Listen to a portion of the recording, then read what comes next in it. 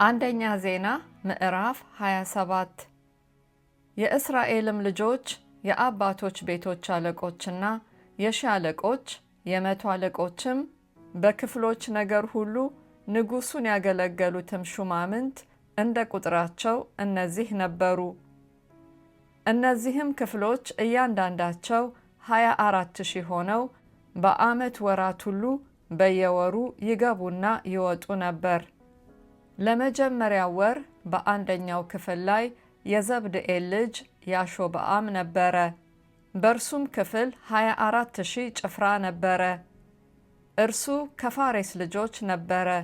ለመጀመሪያው ወር በጭፍራ አለቆች ሁሉ ላይ ተሾሞ ነበር። በሁለተኛውም ወር ክፍል ላይ አሆሃዊው ዱዲ ነበረ። በእርሱም ክፍል 24,000 ጭፍራ ነበረ። ለሶስተኛው ወር ሶስተኛው የጭፍራ አለቃ የካህኑ የዮዳሄ ልጅ በናያስ ነበረ። በእርሱም ክፍል 24,000 ጭፍራ ነበረ። ይህ በናያስ በ30ው መካከል ኃያል ሆኖ በ30ው ላይ ነበረ።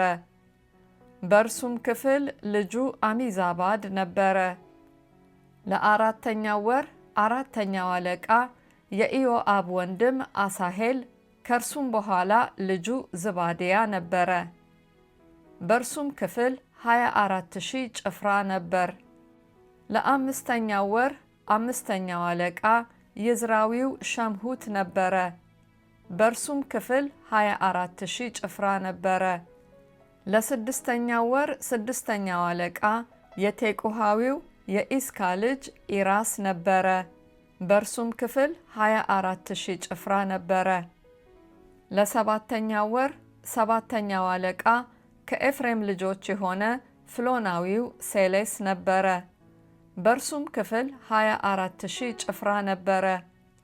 ለስምንተኛው ወር ስምንተኛው አለቃ ከዛራውያን የነበረው ኩሳታዊው ሲቦካይ ነበረ። በእርሱም ክፍል 24,000 ጭፍራ ነበረ። ለዘጠነኛው ወር ዘጠነኛው አለቃ ከብንያማውያን የነበረው አናቶታዊው አቢኤዘር ነበረ። በእርሱም ክፍል 24,000 ጭፍራ ነበረ። ለአስረኛው ወር አስረኛው አለቃ ከዛራውያን የነበረው ነጦፋዊው ኖኤሬ ነበረ። በእርሱም ክፍል 24,000 ጭፍራ ነበረ። ለ11ኛው ወር 11ኛው አለቃ ከኤፍሬም ልጆች የነበረው ጲርአቶናዊው በናያስ ነበረ። በእርሱም ክፍል 24,000 ጭፍራ ነበረ። ለ12ኛው ወር 12ኛው አለቃ ከጎቶንያል ወገን የነበረው ነጦፋዊው ሄልዳይ ነበረ። በእርሱም ክፍል 24,000 ጭፍራ ነበረ።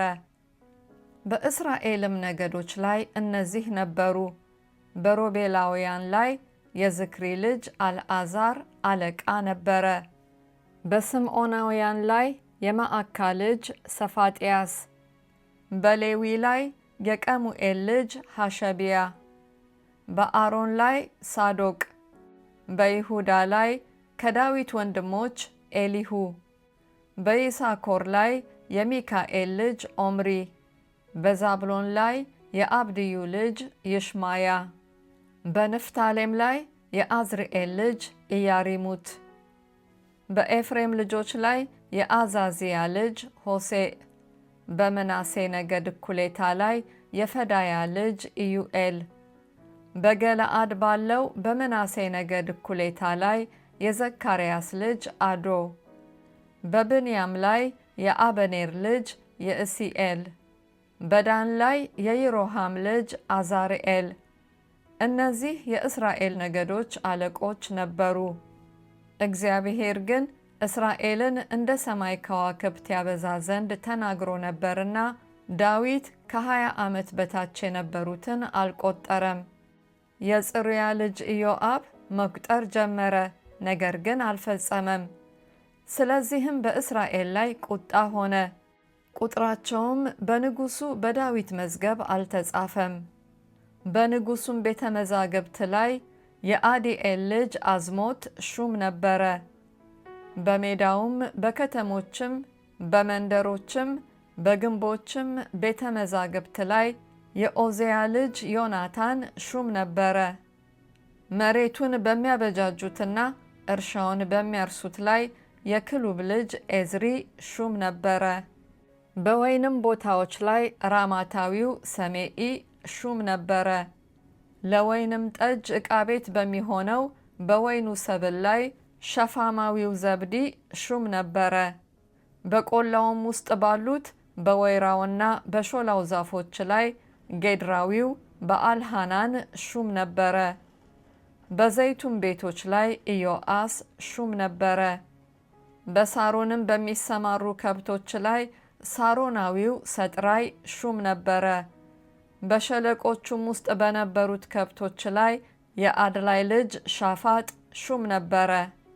በግመሎችም ላይ እስማኤላዊው ኡቢያስ ሹም ነበረ። በአህዮቹም ላይ ሜሮኖታዊው የህድያ ሹም ነበረ። በመንጎቹም ላይ አጋራዊው ያዚዝ ሹም ነበረ።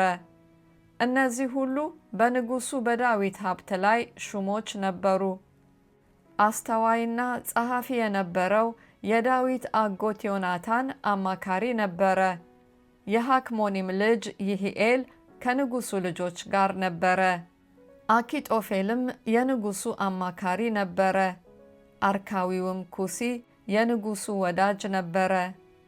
ከአኪጦፌልም ቀጥሎ የበናያስ ልጅ ዮዳሄና አብያታር ነበሩ። ኢዮአብም የንጉሡ ሰራዊት አለቃ ነበረ።